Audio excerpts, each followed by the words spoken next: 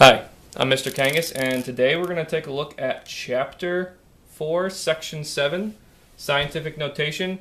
And specifically today we're going to take a look at how do you multiply with scientific notation. And the examples I'm going to show you today are just going to be with smaller, simpler numbers to kind of get the point across as to why it works. So let's jump right into it here. So if I told you what is 15 or 15 times 10, you would tell me it equals 150. So if I asked you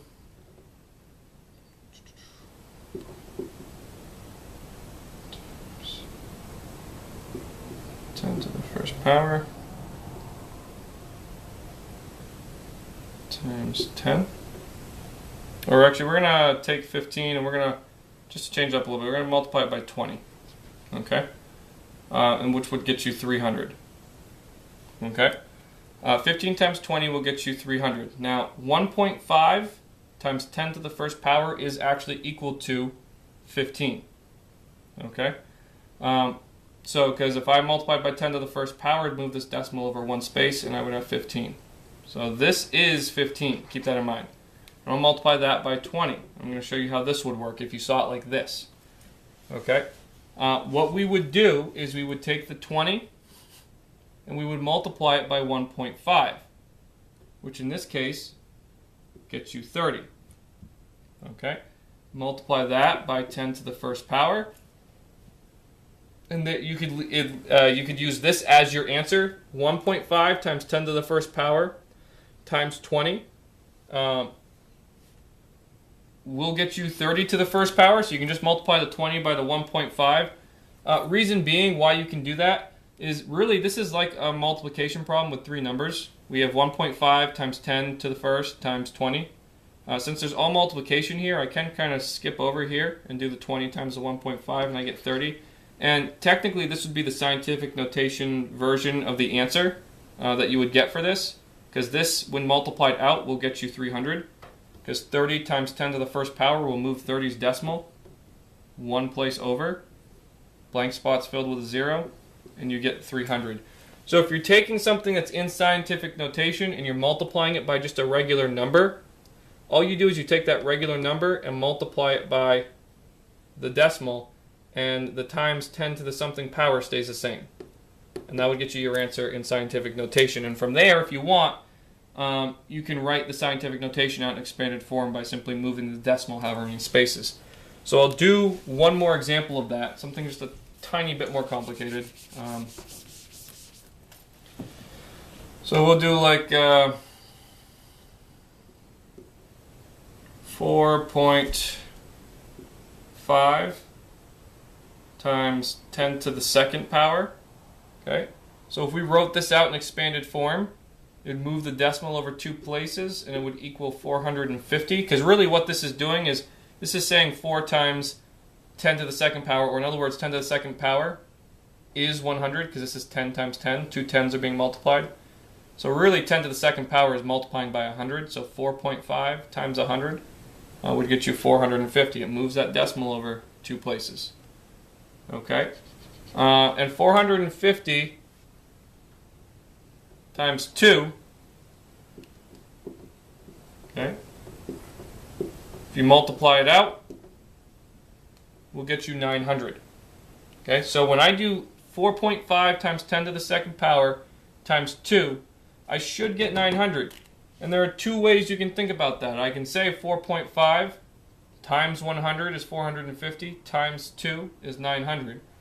Or if they want your answer in scientific notation form, you just take the 2, multiply it by the 4.5, and we now have 9 times 10 to the second power. Okay?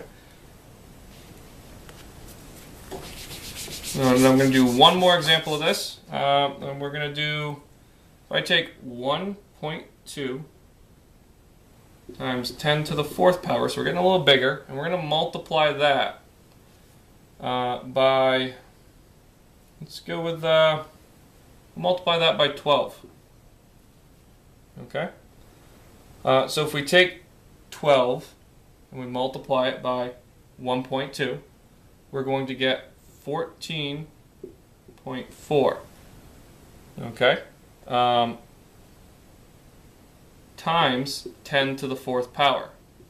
Now, if you remember correctly, okay, sometimes this happens. Sometimes when you multiply this number by the decimal, what happens is my decimal now, instead of being between the first and second number like it's supposed to be, is between the second and third number. So this is technically not in scientific notation form. This is still equal to this, okay?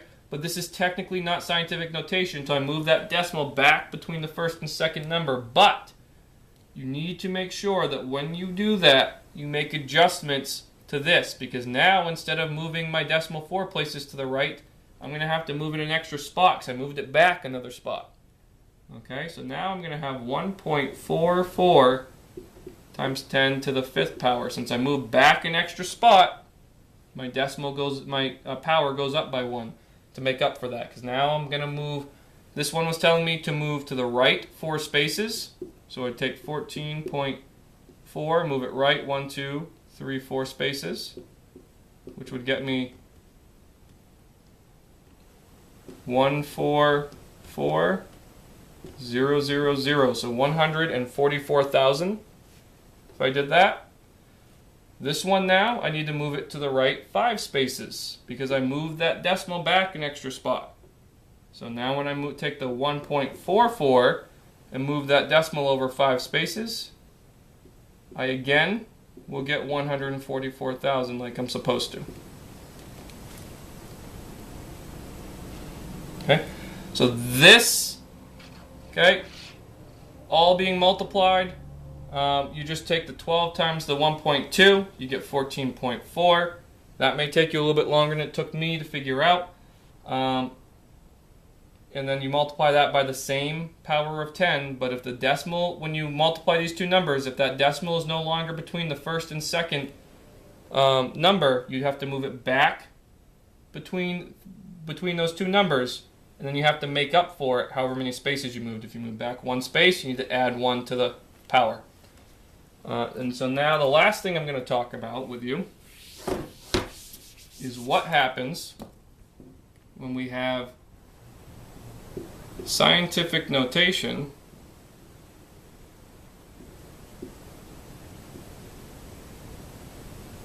times scientific notation.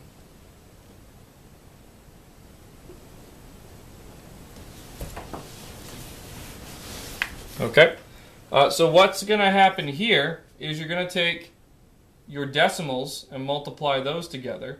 So you're going to take 2 times 1.5, which will actually get you 3.0. Then you're going to take 10 to the third times 10 to the second, which gets us 10 to the fifth power. Okay, and we learned this in chapter 4, section 5, how to multiply 10 to the third and 10 to the second.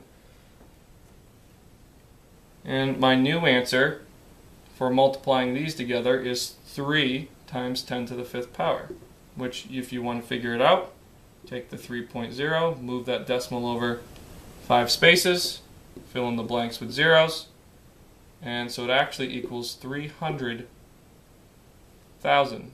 And if you want to test it out to make sure I'm correct in what I'm telling you, you could figure out that 1.5 times 10 to the third. Move that decimal over 3 spaces, and you have 1,500 here. So this is 1,500. Move this decimal over 2 spaces, so you have 200 here. Okay. So if you want to plug 1,500 times 200 into your calculator, you'll see that you do actually get 300,000. Okay. So that's how you multiply two numbers that are in scientific notation together. You multiply the decimals together, get an answer. Multiply the exponents of 10 together, or the exponents with a base of 10 together. That's how I should word that. And you get your new scientific notation. And if they want that written in expanded form, move the decimal however many spaces the exponent tells you. Hopefully you took notes on this if you're one of my students. If you have any questions on this video, hopefully you've paused it and asked me. If not, ask me now. And if you didn't take notes, you may want to go back and take notes on this video. Please remember to do that because you're going to need to know how to do this stuff when you get to the worksheets and the quizzes and all that good stuff. Next video will be on Chapter 5, Section 1.